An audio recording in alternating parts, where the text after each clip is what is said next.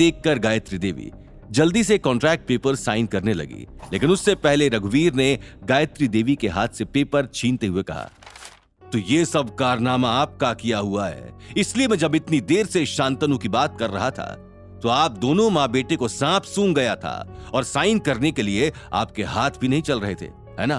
अब मुझे सच सच बताइए कि आप लोगों ने शांतनु के साथ किया क्या है? रघुवीर का इतना गुस्से वाला रूप सौरभ और गायत्री देवी ने पहली बार देखा था और वो लोग कुछ भी कहने से डर रहे थे। गौतम और अवनी एक दूसरे को देखकर स्माइल करने लगे। आज बुराई की जीत होते होते रह गई। मुझे बताइए शांतनु कहां है, उसका क्या हाल है? जल्दी से शांतनु को कॉल लगाओ। तभी मैं सोचूं कि उसका मुझे पिछले कुछ दिनों से फोन क्यों नहीं आया, जबकि वो तो मुझे हर रात फोन करके अपनी खैर खैरियत बताता है और मेरी खैर खैरियत मालूम करता है। रघुवीर ने गुस्से में बोला। सिद्धार्थ लगातार शांतनु को कॉल मिलाए जा रहा था, लेकिन उसका फोन नॉट रीचेबल आ रहा था और ये देख सौरभ कहता है, अरे रघुवीर जी, सिद्धार्थ बेटा बैठो, मैं तुम्हें पूरी बात बताता हूं। लगता है तुमने कुछ गलत समझ लिया है। अंकल, मैं कुछ भी गलत नहीं समझा। अब आपकी बेटी ने तो राज खोल ही दिया है, तो पूरी बात हमें बता दीजिए, वरना हम अपने तरीके से सच उगलवा लेंगे। सिद्धार्थ ने कहा। गायत्री देवी गुस्से से शनाया की ओर घूरे चली जा रही थी। शनाया को एहसास हो गया था कि उसने गलत वक्त पर गलत बात बोल दी है, इसलिए वो शर्म के मारे आंखें नीचे किए सर झुकाकर खड़ी हो गई। देखिए, आप लोग मुझे सब कुछ सच सच बताइए, वरना मैं आपकी बेटी से आज ही रिश्ता खत्म कर दूंगा, सिद्धार्थ ने कहा।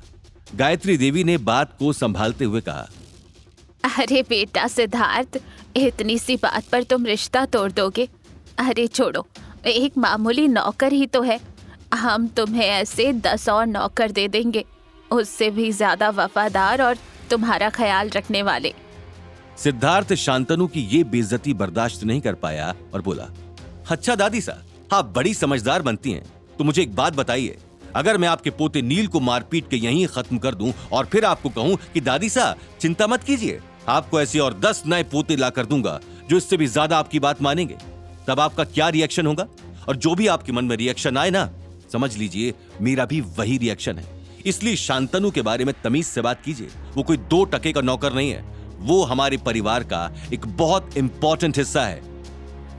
अनिल, अवनी और गौतम ये पूरा हंगामा देख और सुन रहे थे, लेकिन उन तीनों में से कोई कुछ नहीं बोला, क्योंकि वो भी चाहते थे कि गायत्री देवी, सौरभ और नील तीनों की अकल ठिकाने आए। सौरभ बोला, अच्छा रघुवीर जी, सिद्धार्थ बेटा बैठो, मेरी बात ध्यान से सुनो, मैं आप लोगों को बताता हूं असल बात क्या है। कि सौरभ के बहुत ज्यादा इंसिस्ट करने पर वो सभी लोग जैसे तैसे करके सोफे पर बैठ गए और उसने कहा, तो सुनिए मेरी बात। सौरभ ने सारा किस्सा बताते हुए अंत में कहा, देखो हमें सच में नहीं पता था इतना सब कुछ हो जाएगा, वो गर्मा गर्मी में बेचारा शांतनु फंस गया। रघुवीर ने सौरभ की बात बीच में काटते हुए चिल्लाकर बोला, तो इसका मतलब जो प्रॉपर्टी गौतम की है वो आप उसे जबरदस्ती लेना चाहते थे, और आप लोगों के चक्कर में मैं यशवंत माथुर से दुश्मनी नहीं मोल ले सकता। और कैसे हो तुम सब, खुद के फायदे के लिए किसी को भी मारपीट के खत्म कर देंगे? मुझे तो लगता है आप लोग जानवरों से भी गए गुजरे हैं। सौरभ हाथ जोड़कर रघुवीर के सामने खड़ा हो गया और बोला, देखिए मुझे बताइए कि मैं क्या कर सकता हूं, आप जो कहेंगे मैं वो करने को तैयार हूं, लेकिन प्लीज सिद्धार्थ बेटा, तुम शनाया से रिश्ता तोड़ने की बात मत करो, तुम जो कहोगे मैं वो करने को तैयार हूं, बताओ क्या चाहते हो? जिसके जवाब में रघुवीर ने कहा, उससे क्या पूछते हैं, मैं बताता हूं, लेकिन उससे पहले आप ये बताइए कि शांतनु जिंदा भी है या आपने उसे किसी और दुनिया में भेज दिया है? सौरभ ने बात संभालते हुए कहा, नहीं ऐसा नहीं है, शांतनु जिंदा है, हमने उसे जख्मी हालत में वहां छोड़ा था और उस वक्त वो जिंदा था, इसकी मैं गवाही देता हूं। रघुवीर ने कहा, ठीक है, तो आपको सबसे पहले तो शांतनु के इलाज का खर्चा देना होगा। इसी के साथ आपने गौतम के बंगले में जो भी तबाही मचाई है, जो भी तोड़फोड़ करी है, उसका भी सारा खर्चा आपको ही देना होगा। शोर शराबे की आवाज सुनने के बाद नील रूम से बाहर निकलकर आया। उसने गुस्से में कहा, ये सब क्या हो रहा है, इतना हंगामा क्यों मचा हुआ है? नील को देखते हुए रघुवीर ने कहा, मेरी एक और शर्त है, मैं चाहता हूं कि नील अभी के अभी घुटने टेक कर गौतम से माफी मांगे। रघुवीर गौतम की बहुत तरफदारी कर रहा था, लेकिन नील को यह बात बिल्कुल पसंद नहीं आ रही थी। वो चिल्लाकर बोला, माफी माय फुट, इस नाकारे आदमी से मैं क्यों माफी मांगू? हाँ? और who the hell are you to order me? Saurabh रघुवीर या सिद्धार्थ को नाराज नहीं करना चाहता था, इसलिए उसने नील के इस जवाब पर उसके मुंह पर खींच के तमाचा दे मारा, जिसकी वजह से नील का बैलेंस बिगड़ गया और वो लड़खड़ाते हुए जमीन पर जोर से गिरा।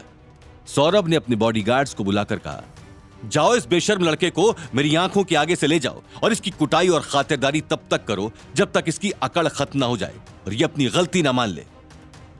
अवनी और अनिल नील की तरफ सौरभ के रवैये को देखकर हैरान हो गए, लेकिन गौतम को पक्का यकीन था कि ये फिर से सौरभ की कोई चाल थी, पंडित परिवार को फिर से शीशे में उतारने के लिए। इसलिए उसने तुरंत आगे आकर कहा, रघुवीर जी, मेरी बात सुनिए। अचानक गौतम के बोलने से सब शांत हो गए।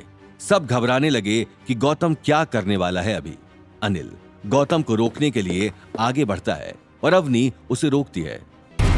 आगे की कहानी जानने के लिए देखिए अगला एपिसोड सिर्फ पॉकेट एफएम के यूट्यूब चैनल पर और रॉयल वारिस के सारे एपिसोड्स को सुनने के लिए डिस्क्रिप्शन में दी लिंक से डाउनलोड करें पॉकेट एफएम ऐप।